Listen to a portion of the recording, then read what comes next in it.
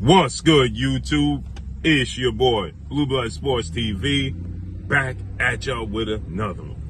So, His Excellency, Prince Turki Alalalshikh, after showcasing another entertaining card from top to bottom this past weekend, that headlined by Beterbiev versus Bivol, His Excellency, Prince Turki Alalalshikh, responds because we had, in this fight, we had two undefeated world champions going at it, right? You had Bivol, who is the WBA undefeated light heavyweight world champion with a record of 23 wins, no losses, no draw, 13 wins by way of knockout.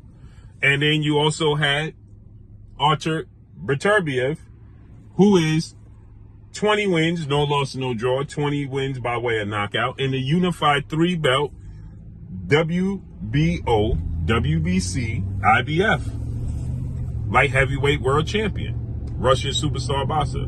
Two undefeated fighters fighting for undisputed, putting their O on the line, putting their resume on the line, putting their reputation, their brand on the line.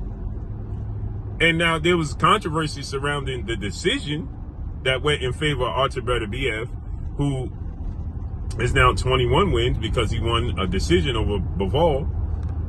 But he responded, His Excellency. And you have people out here talking about Turki Alalalshikh is failing. They want him to fail so bad. But with that said, he responded and said, Riyadh season is exposing fighters. And mainly the two fighters at the top, Gervonta Tank Davis and Saul Canelo Alvarez, because there is no hiding, there is no cherry picking, there is no specific matchmaking that happens in Riyadh season. You're going to get the best fighting the best, or you ain't fighting on Riyadh season, period. Right?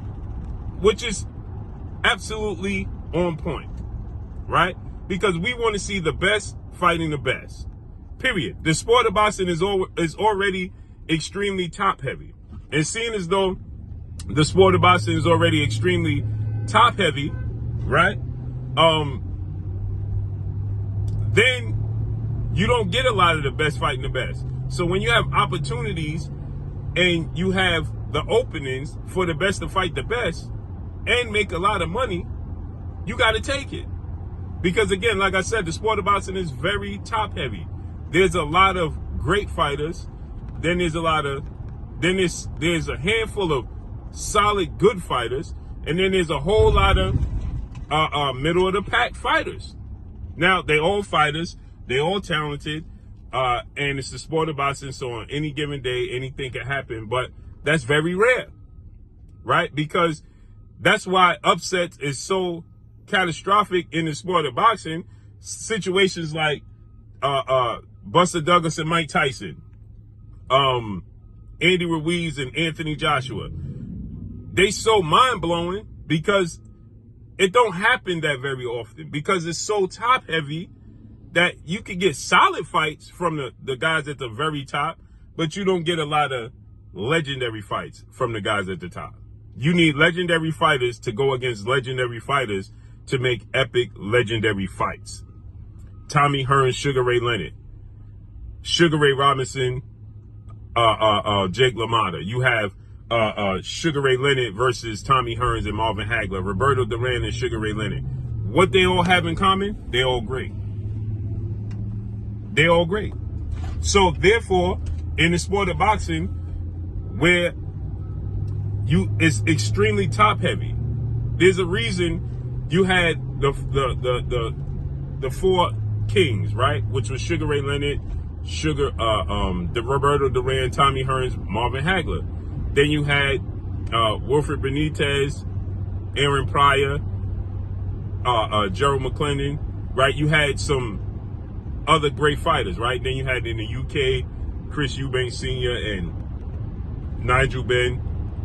But again, that's only 8 fighters. Again, only 8. Now, you got solid fighters on the next tier. in this generation, you have very top heavy. Lightweight division at one point, you had Devin Haney, Shakur, Teofimo Lopez, Tank Davis, Ryan Garcia. That's the 5. The division spans at least 50 fighters. At least 50. You understand?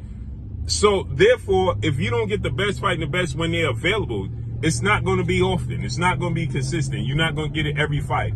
It's more solid fights.